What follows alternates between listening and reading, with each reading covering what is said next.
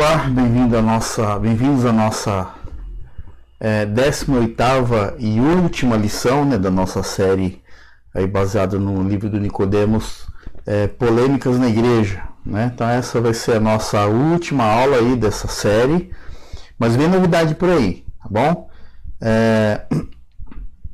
Então nós vamos hoje tratar desse último assunto, né? Ambiente acadêmico e fé cristã.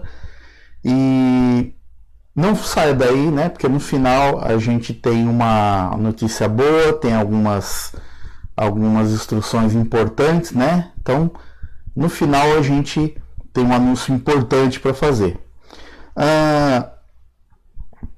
Então nós vamos inicialmente fazer uma oração pedindo orientação de Deus para que estejamos sendo iluminados e compreendendo assim a vontade dele.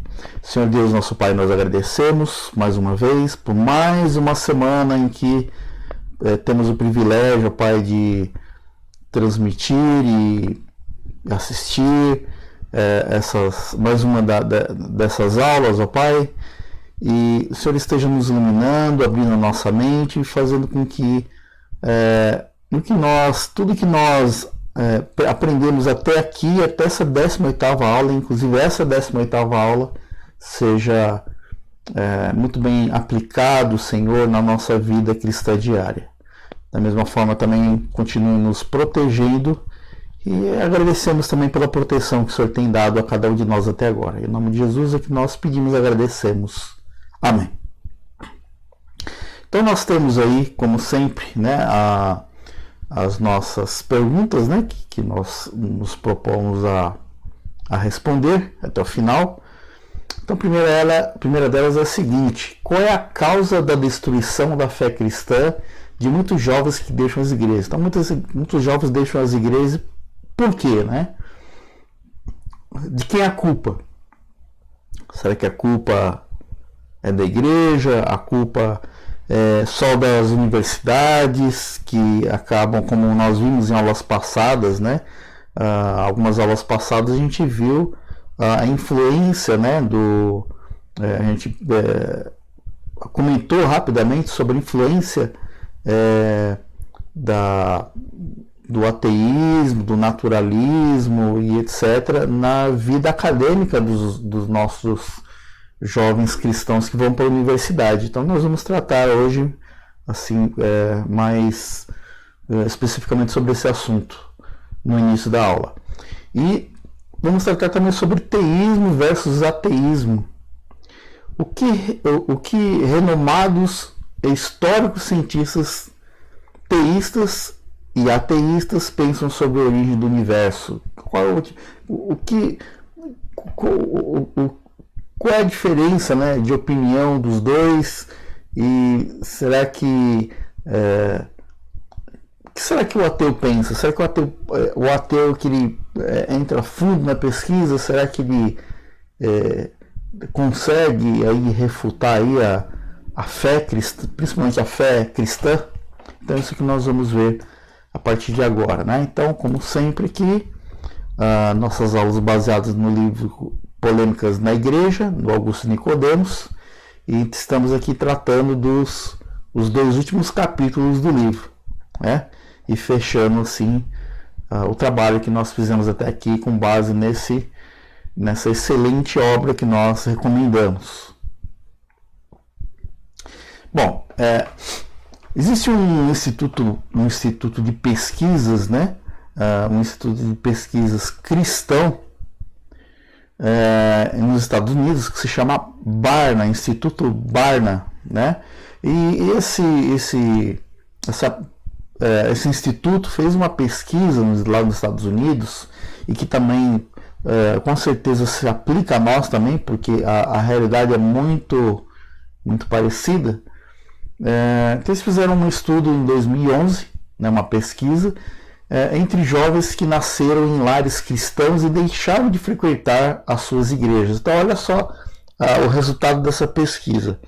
Essa pesquisa levantou os seguintes dados: que 1 em cada 9 alunos, então a cada 9 alunos,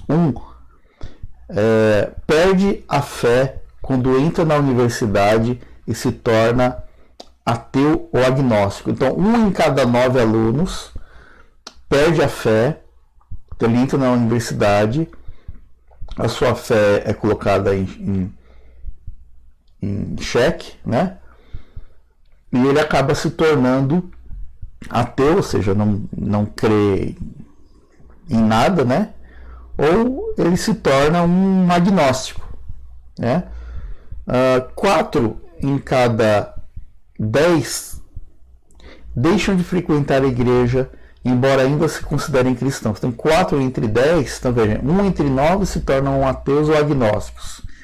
4 em cada 10, eles param de ir na igreja, eles não vão mais na igreja, mas eles ainda se consideram cristãos, né? Eles não frequentam mais a igreja, mas ainda se consideram cristãos, né? 2 em cada 10 assumem uma frequência irregular ao templo, então eles começam a faltar na igreja, começam a faltar muito na igreja, incertos de como relacionar sua fé com a sociedade e o mundo. Então, 2 em cada 10 entra nessa confusão mental e perdem aí a certeza de como relacionar sua fé e a sociedade com a sociedade e o mundo, e começam a faltar na igreja, né? Perdem aquela assiduidade na igreja. 3 em cada 10 jovens criados na igreja permanecem firmes em sua fé durante o tempo que passam na universidade. Então, apenas 3 em cada 10 ficam firmes, 3 em cada 10 ficam ali, né? Firmes e fortes, né? E fazem ali, se formam na universidade tranquilamente, sem que a sua fé seja abalada. Então aí, né, 3 em cada 10 dá mais ou menos aí 30%, né? Então a gente fizer a conta aí, 3 em 10 é 33%. E por que só 33% dos cristãos jovens conseguem completar a universidade sem ter aí a sua fé prejudicada, né? Então, nós temos aí alguns fatores que contribuem para que somente 30% dos jovens permaneçam firmes em suas convicções. Então, olha só. A minoria desses jovens foi ensinada a pensar sobre questões de fé, chamado e cultura. Então, existe uma deficiência aí em se ensinar a criança, o adolescente e até que ele se torne o jovem que vai para a universidade, de pensar sobre essas questões de fé, né? Chamado, cultura, né? Relacionar a sua cultura e a relação que existe entre cultura e fé, né? Nós até tratamos disso numa outra aula, né? A relação aí de cultura e fé. Menos de 1 em cada 5 tem alguma ideia de como seus interesses escolares e profissionais deveriam ser norteados pela Bíblia. Então, menos de 1 em cada 5, eles são instruídos de como fazer a relação aí, né, dos seus interesses escolares e profissionais, né, a sua vocação, né, a profissão que escolhem e tal, a relação disso com a Bíblia, que foi o que a gente viu aí nas últimas aulas que nós tivemos. E a maioria, eles não dispõem de mentores adultos, nem de amizades significativas com cristãos mais velhos que possam orientá-los, né, nas questões do dia a dia, nessas relações aí, né?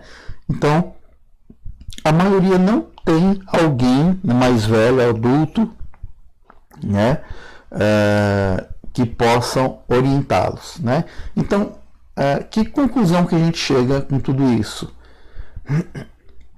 A conclusão é a seguinte, que o ambiente universitário não costuma ser a causa da desconexão.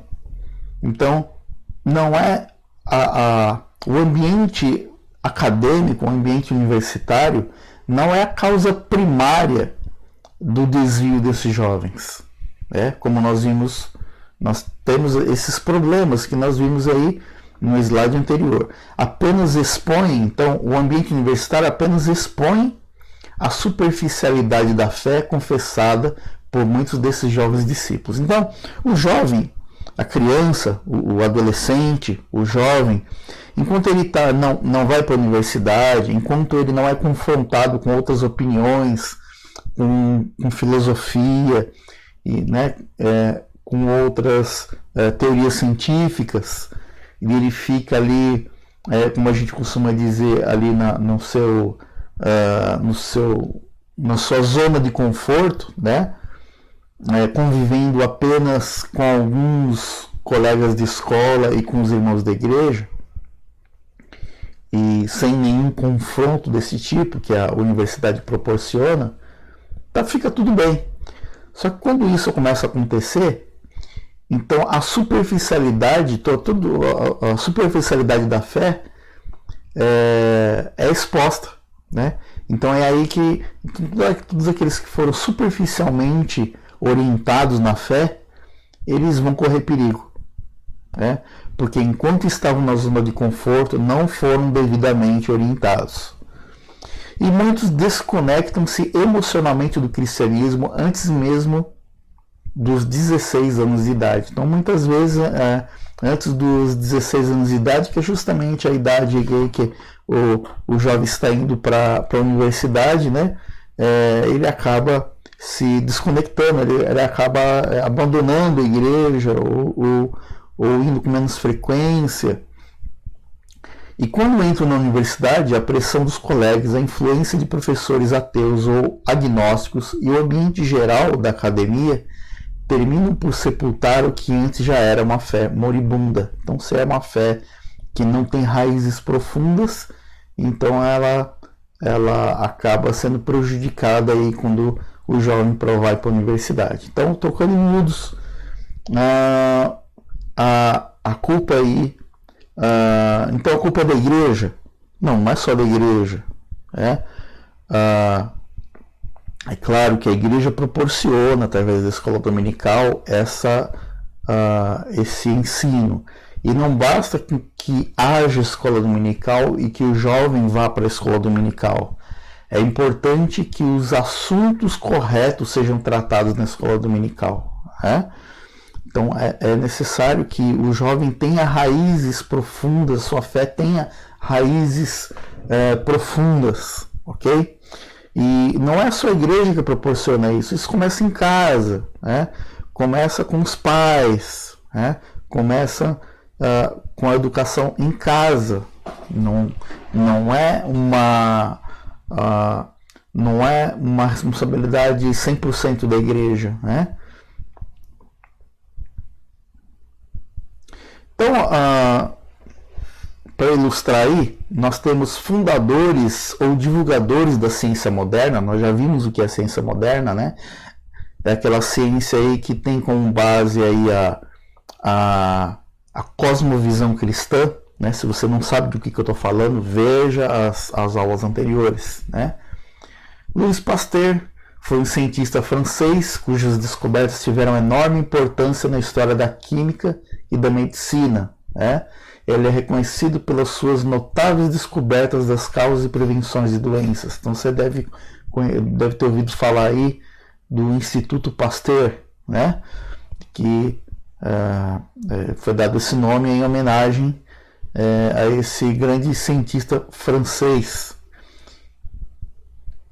E ele, ele é um defensor, aí, um fundador, e divulgador daquela ciência moderna, que tem suas raízes lá na cosmovisão cristã. Isaac Newton, Isaac Newton, você já deve ter ouvido falar, foi um astrônomo, alquimista, filósofo natural, teólogo e cientista inglês, mais reconhecido como físico e matemático.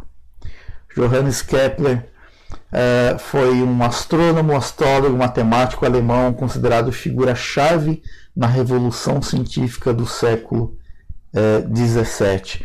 Então, se o jovem começar a questionar com esse negócio de fé e ciência, não se relacionam, né? Tá aí a prova, né? Aí apenas alguns exemplos, né? São 3 exemplos aí de cientistas modernos, né? Que lidam tranquilamente, né, com essa relação de fé e ciência, como nós vimos na aula passada, né? E temos também ganhadores de prêmios Nobel, né? Olha só o que dizem esses ganhadores de prêmios Nobel a respeito da fé, né? Então, Max Planck, ganhador do Prêmio Nobel de Física de 1919, ele disse o seguinte, olha só o que ele disse: desde a infância, a fé firme e inabalável no Todo-Poderoso e Todo-Bondoso tem profundas raízes em mim. Olha só.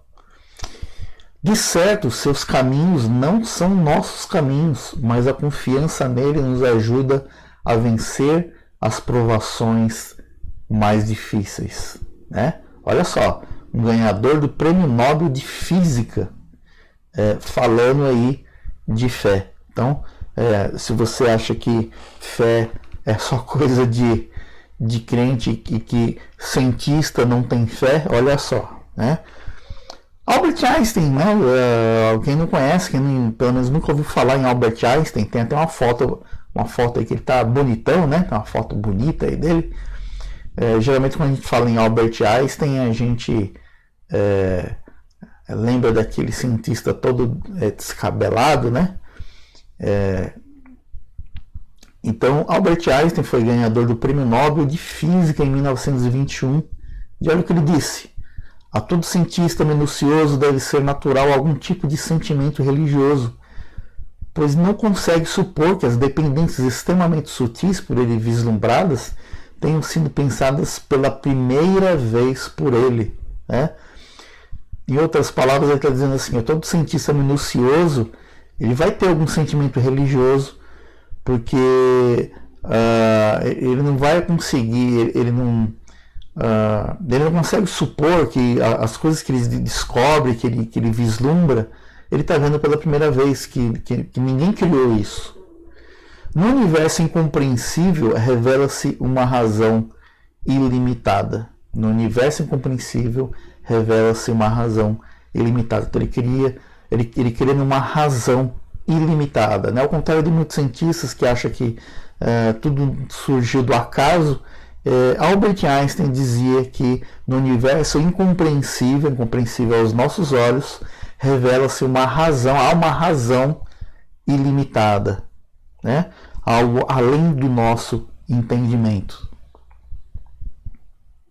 Mas alguns ganhadores de prêmios Nobel, aí eu não vou citar todos, tem se você quiser, no livro o Reverendo Augustus cita mais, né? Mas eu vou citar aqui só apenas mais 2. Werner Heisenberg, ganhador do Prêmio Nobel de Física de 1932. Olha o que ele disse: o primeiro gole do copo das ciências naturais torna ateu, mas no fundo do copo Deus aguarda. Então ele diz assim, em outras palavras, ele está querendo dizer o seguinte: quando você começa a entrar no mundo das ciências, você pode até se tornar ateu, mas quando você vai fundo, né? Quando você vai fundo, só há uma explicação, né? Que Deus existe. Lá no fundo do copo, Deus aguarda. Neville Mott, ganhador do Prêmio Nobel de Física de 77, né, 1977, disse o seguinte: que os milagres da história humana são aqueles em que Deus falou aos homens. O supremo milagre para os cristãos é a ressurreição. Alguma coisa aconteceu àqueles poucos homens que conheciam Jesus, que os levou a acreditar que Jesus estava vivo com tal intensidade e convicção, que esta fé permanece à base da igreja cristã 2000 anos depois. Então ele reconhece aí a fé, né? o Jesus não somente histórico, mas um Jesus que causou impacto na vida do homem, e a prova disso é que o cristianismo está aí há 2000 anos, certo? No último capítulo, o reverendo Nicodemos ele trata mais especificamente do pensamento ateu, né? E fala aí dos próprios ateus aí, refutando a teoria a teoria da evolução, né, de Darwin, né? Então, aquela teoria em que tudo que nós temos hoje é o resultado de uma seleção natural, né? Seleção natural, e que tudo que acontece é fruto do acaso, as coisas vão acontecendo, né? Então um número razoável de cientistas e filósofos ateus ou agnósticos vem engrossando as fileiras dos que apresentam sérias dúvidas quanto à capacidade da teoria da evolução para explicar a origem da vida e sua complexidade por meio da seleção natural e da natureza randômica, que eu acabei de falar, ou aleatória das mutações genéticas necessárias para tal. Antônio Filho, o mais notável intelectual ateísta de seu tempo, no início do século XXI, anunciou sua desconversão, né? Então ele se desconverteu do ateísmo. Desconversão porque ele tinha se tornado ateu, né? E aí ele volta atrás, e é até dado o nome aqui de ateísmo darwinista, porque cria nessa teoria da evolução. E a adesão ao teísmo, então ele retoma sua fé, né? Motivada, segundo ele, por evidências de que há propósito inteligente na natureza.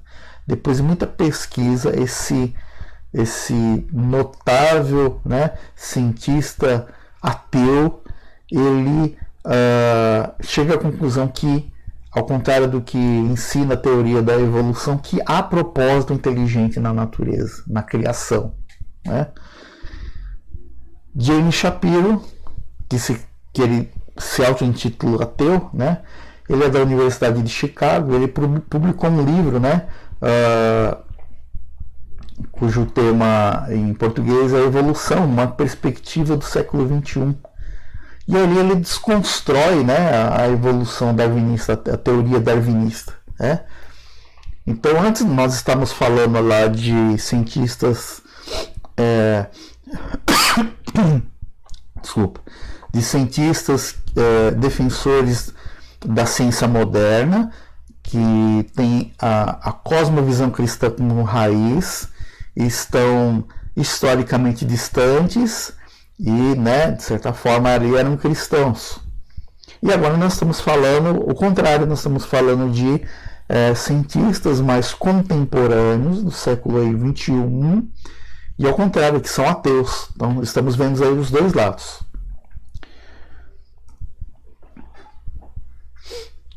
Mas nós vamos falar no livro do Nicodemos, nós não vamos dedicar muito tempo a isso aqui, mas você pode ver lá no livro do Nicodemos, ele trata ali das teorias de Thomas Nagel, Thomas Nagel, sobre esse assunto.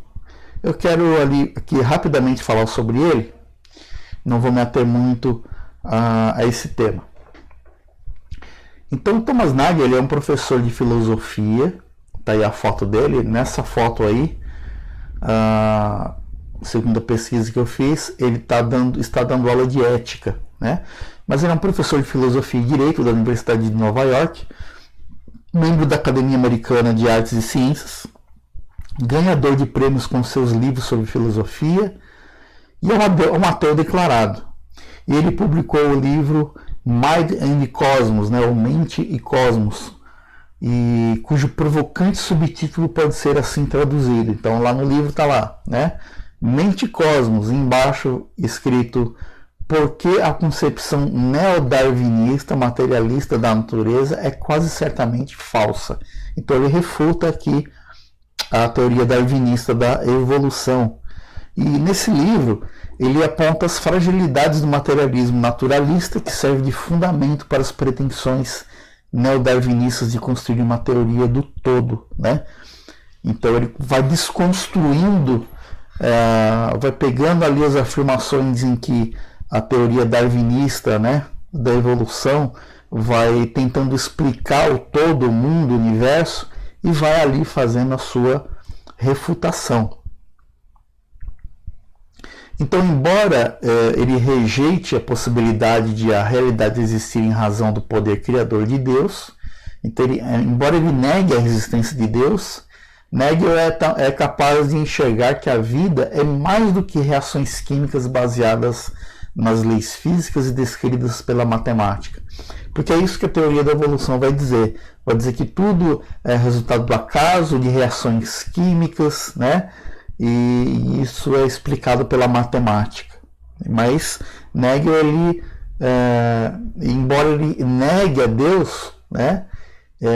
Ele enxerga que existe algo mais, né? A vida é mais do que isso, mais do que ação e reação o tempo todo. E aí a solução que ele oferece, né? Que é uma hipótese aí que ele tenta fugir aí ele tenta explicar ao mesmo tempo negar a Deus. Então a solução que ele oferece, a saber, a hipótese de que a mente sempre existiu ao lado da matéria, carece de comprovação, como ele mesmo admite, mas certamente está perto da concepção teísta do ateísmo materialista, do darwinismo. Então ele tem uma frase dele na sua obra que é a seguinte: se a mente existe porque sobreviveu em razão da seleção natural, que a teoria da evolução afirma, né, que nós somos resultado de uma evolução, de uma seleção natural. Né? O que é a seleção natural? Seleção natural significa que o mais forte é que vai vencendo o mais fraco e vai prevalecendo. Né? Então, aplicando isso à questão da mente, né, se a mente existe porque sobreviveu em razão da seleção natural, isto é, por ter se tornado na coisa mais esperta para sobreviver, como poderemos confiar nela? Né? Então, se a nossa mente, né, existe, né, porque ela é mais forte do que as outras coisas, se é só por isso que nós temos, que nossa mente prevaleceu, será que a gente pode confiar nela? Né? Será que ela não está nos enganando? Né? Então é uma teoria dele aí. E finalmente, o que a Bíblia diz, né, a respeito dessas coisas? Então, a Eclesiastes 3:11 diz o seguinte: tudo fez Deus formoso no seu devido tempo. Também pôs a eternidade no coração do homem, sem que esse possa descobrir as obras que Deus fez desde o princípio até o fim. Então, Deus coloca coisas no homem que que o homem não pode explicar, né? Mas está lá. Atos 17, 24 e depois 26 até 27.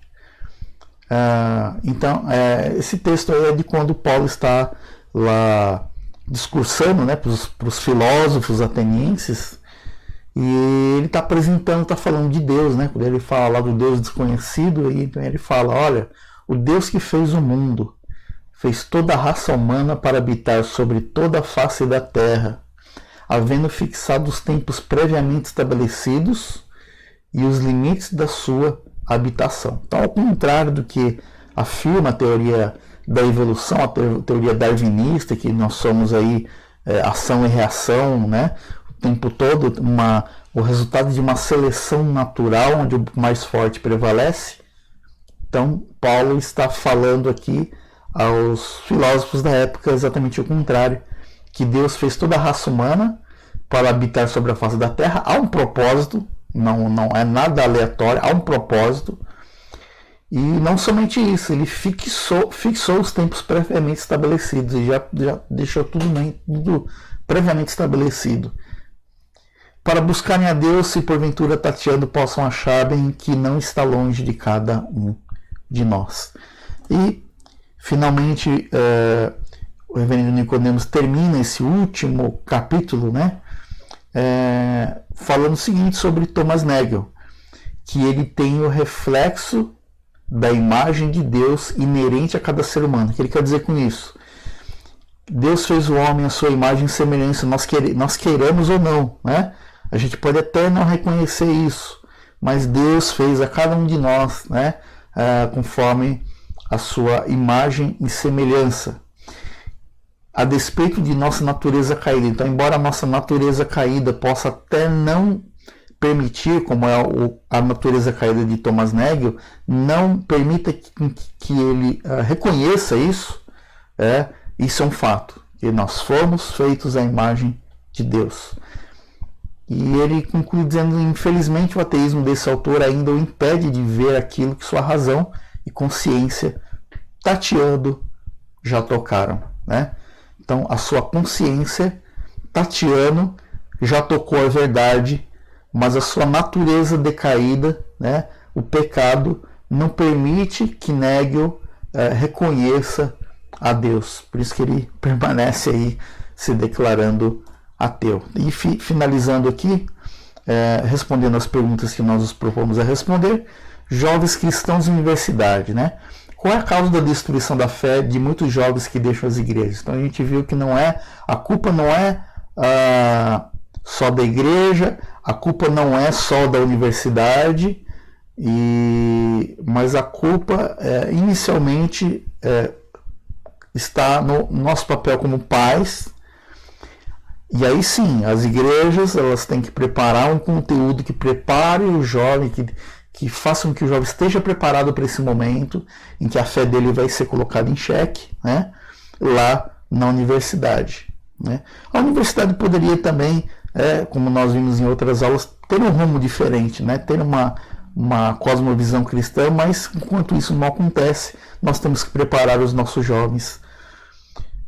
E o que renomados e históricos cientistas teístas e ateístas pensam sobre a origem do universo? Nós já vimos isso também, né? Vimos que cientistas teístas, defensores da ciência moderna, que creem em Deus, nós vimos o que eles declararam, né? Então, dizer que ciência e fé não se combinam é um grande engano que nós vimos aí, depoimentos de alguns, né? No livro tem mais, mas de alguns cientistas ganhadores de prêmio Nobel aí nas áreas de pesquisa, né, nas ciências, falando de Deus. E vemos também até mesmo os ateus, né, nesse último momento aí vimos ateus que, apesar de negarem a existência de Deus, eles não conseguem explicar as coisas sem Deus, né? Tanto que os próprios ateus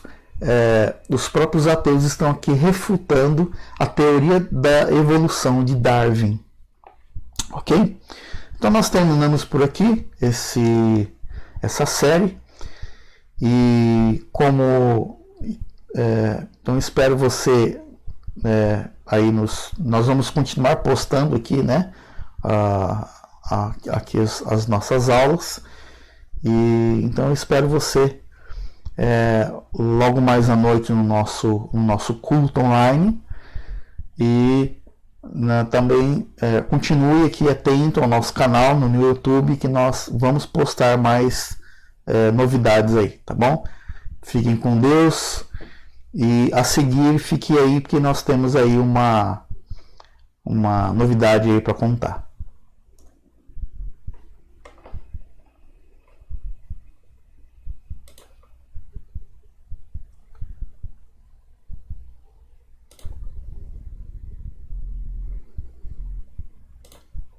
Bom, irmãos, até mudei aqui para tela cheia. Irmãos, nós tivemos hoje, né? Aliás, ontem, sábado, nós tivemos aí uma reunião do conselho da nossa igreja. Os irmãos se lembram que quando nós resolvemos que suspenderíamos as nossas atividades, nós procuramos fazer isso levando em conta a atual situação, né, dessa pandemia. Então nós fizemos isso num espírito de profundo sentimento de responsabilidade pela vida dos irmãos, né? Então nós procuramos fazer isso com muita responsabilidade. E estamos aí, né, desde então aí postando os trabalhos aí online, né? E temos uma novidade para contar com os irmãos, e a novidade é que ainda não do jeito que, não totalmente, mas nós vamos retornar parcialmente às nossas atividades no templo, né? Então sobre isso que eu quero falar com vocês. Então eu vou falar aqui rapidamente, mas logo mais no culto nós vamos repetir essas instruções, e aqueles que fazem parte do nosso grupo de WhatsApp também vão receber também depois, no decorrer da semana, para ficar bem claro, né, aí as informações aí sobre o nosso retorno, tá, ok? Então vamos lá. Em primeiro lugar, quais são as atividades presenciais que nós vamos retomar, né? Então nós vamos retomar o culto, né? O culto passa a ser presencial e ele vai acontecer no domingo das 9 às 10 da manhã, das 9 às 10 da manhã. Então nosso culto presencial das 9 às 10 da manhã. Calma aí que a gente já vai falar de como é que vai ser isso. Na terça-feira, também retomamos a nossa reunião de oração às 20 horas. Então, nós estamos retomando essas duas atividades presenciais, né, lá na igreja. O culto no domingo das 9 às 10 e na terça a reunião de oração às 20 horas. O que continua online? O que ainda continua online? Continua online o culto à noite, às 19 horas. Então nós vamos tentar, nós estamos ainda nos organizando para fazer isso, mas nós vamos pegar esse culto que vai ser realizado das 9 às 10 da manhã, nós vamos gravar e vamos publicar no mesmo, né, no nosso canal do YouTube. Da mesma forma, a gente vai postar o link no grupo de WhatsApp. Se você quiser vir direto no YouTube, no nosso canal, você vai achar aqui. Então, o nosso culto às 19 horas. Vamos pegar o culto que fizemos de manhã, gravar e disponibilizar no nosso canal do YouTube. Na quinta-feira, vai acontecer o seguinte. Como o nosso culto no domingo vai ser às 9 horas, no mesmo horário que até hoje estávamos postando essas aulas nas aulas da escola dominical. Então essas aulas deixam de ser publicadas no domingo de manhã, porque é o horário do culto, e elas passam para o lugar do estudo bíblico da quinta-feira. Então o estudo bíblico na quinta-feira, né, é o que nós estávamos planejando para o domingo de manhã, né? Como nós vamos fazer o culto no domingo de manhã, o que nós estávamos planejando passa para quinta-feira, ok? Então, preste atenção. Atividades presenciais que nós estamos retomando no templo. Domingo, culto às 9 horas. Terça-feira, reunião de oração. Domingo, online, nós temos o culto às 19. E na quinta-feira, estudo bíblico às 20 horas. Ok? Muito importante os cuidados que a gente vai ter que ter. Os cuidados são os seguintes, né? Então, cuidados que nós devemos ter. Primeiro, usar álcool em gel e máscara. Daqui a pouco eu vou mostrar. Nós já temos um totem, né, onde vai ser servido, onde você vai poder se servir, né, de álcool em gel, né, na entrada da igreja. Então você deve usar o álcool em gel e a máscara, tá bom? Ninguém vai poder entrar no templo sem máscara. Segunda coisa que nós devemos ter: respeitar o distanciamento social de 1,5 metro. Você vai chegar na igreja, nem todos os bancos vão estar disponíveis, alguns vão estar isolados, justamente para assegurarmos esse distanciamento social de pelo menos 1,5 m, tá bom? Então, 1,5 m, mais ou menos 1,5 m do banco da frente, 1,5 m do banco de trás. E uma outra coisa importante, destinamos um banco, mais ou menos assim, um banco para cada família, né? Então, se você chega com a sua família, claro, a gente não vai exigir que você fique a 1,5 m de distância em quem já vive com você, né? Já está junto com você. Então, se chega uma família, ela pode sentar, tomar conta de um banco. Se a pessoa chega sozinha, então pedimos que mantenha aí 1,5 m aí de distância da pessoa que está ao seu lado, tá bom? Evitar o contato físico. Eu sei que a gente está ansioso, né, por nos vermos, né, mas vamos procurar ao máximo ter contato físico, ok? Aperto de mão, abraço, por enquanto, por hora, vamos evitar, tá bom? Beijo, né? Beijo, abraço, aperto de mão, por enquanto não. Outra coisa importante, terminado o culto, nós vamos para casa, tá bom? Tanto que não vai ter café, não haverá café depois do culto. Terminou o culto, nós vamos para casa, não vamos nos aglomerar na frente da igreja, né? Então vamos seguir aí direitinho as recomendações aí da prefeitura, da OMS, vamos evitar aí qualquer tipo de aglomeração. Então terminou o culto, então chegamos para o culto, entramos, passamos álcool em gel, alguém vai medir também a sua temperatura, nós vamos ter um termômetro, vai medir a sua temperatura, você senta no seu lugar. Terminou o culto, nós nos levantamos e vamos embora, né? Parece um pouco cruel para quem está ansioso, né, pela volta, mas é uma medida necessária.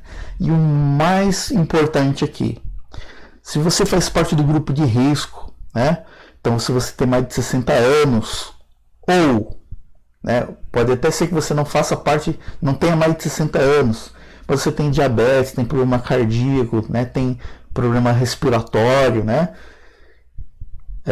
por enquanto fique em casa, tá bom? Por enquanto, para o seu bem-estar, para a sua segurança, fique em casa e acompanhe a nossa transmissão online que vamos fazer às 19 horas. E por último, quero só mostrar aqui o nosso totem, né? Nosso totem de álcool em gel. Então ele vai ter um lugar aí, tá marcado com as setas, vai ter um lugar que você pisa e vai pegar o gel na parte de cima, tá bom?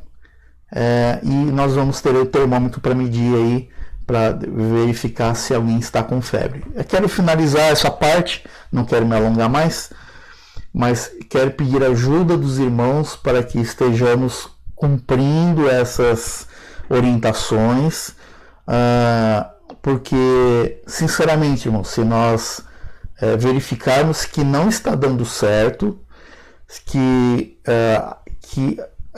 não estamos conseguindo fazer o culto com segurança, saúde de todos, nós vamos voltar atrás e vamos voltar ter o culto só online, tá bom? Então peço a ajuda dos irmãos, que Deus os abençoe.